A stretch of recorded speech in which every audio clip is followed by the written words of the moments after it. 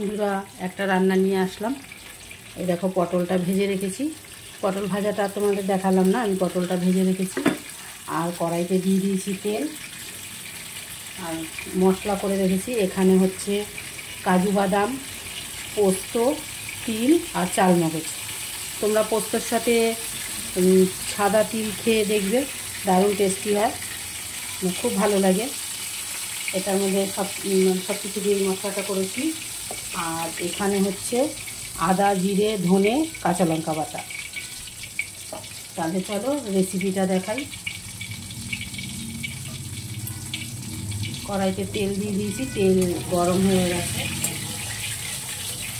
পটল ভাজার তেলের মধ্যে আর একটু তেল দিয়ে দিলাম।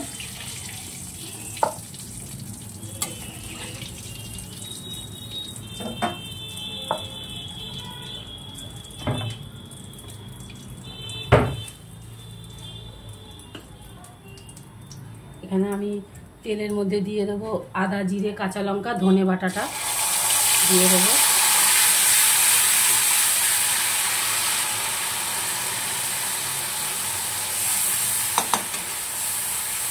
এটা একটু কষানো হবে।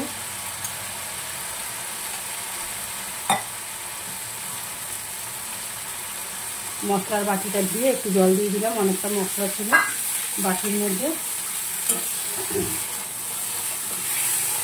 এবার একটু কষিয়ে নিই হালকা করে।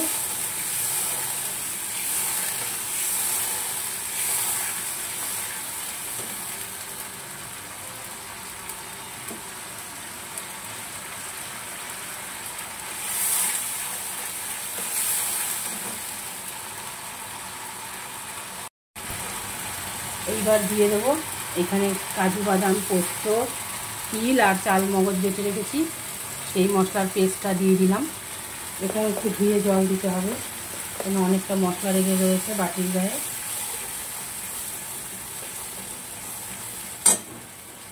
গ্রেভিটা একটু না হলে খাওয়া যাবে না, কেননা এটা তো আর ঝোল হবে না। দিয়ে দিলাম হলুদ।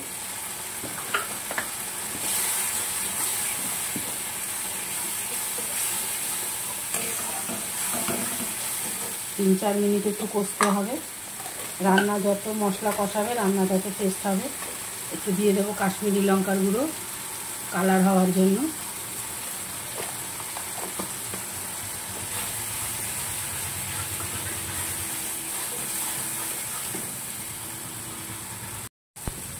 এবার দিয়ে দেবো লবণ।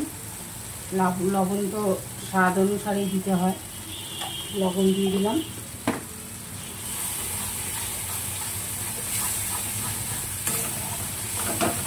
যখন মশলার গায়ে থেকে তেল ছেড়ে দিয়েছে, তার মানে মশলাটা কষানো হয়ে গেছে। এইবার দিয়ে দেবো ভেজে রাখা পটলগুলো। ভেজে রাখা পটলটা দিয়ে আবার একটু কষিয়ে নেব। আর এই মশলা ধোয়ার বাটিটা দিয়ে জলটা একটু দিয়ে দিলাম, আমি একটু কষাবো তার জন্য।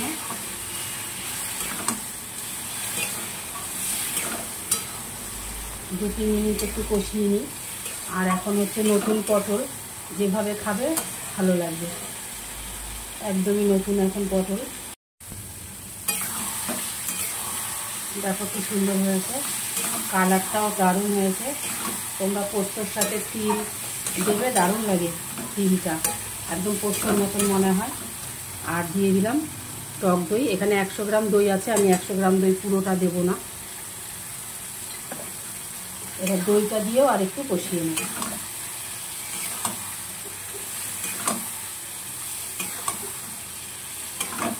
দইটা ফেটিয়ে দিতে হবে, নাহলে যেমন একটা লাগে আর কি।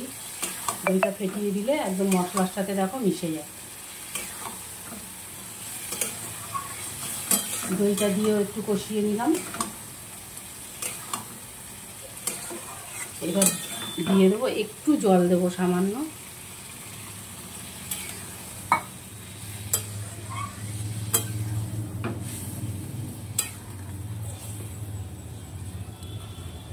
চলো 3-4 মিনিট পর আবার আসছি। 3-4 মিনিট পর আসলাম। দিয়ে দেবো একটু গরম মশলা।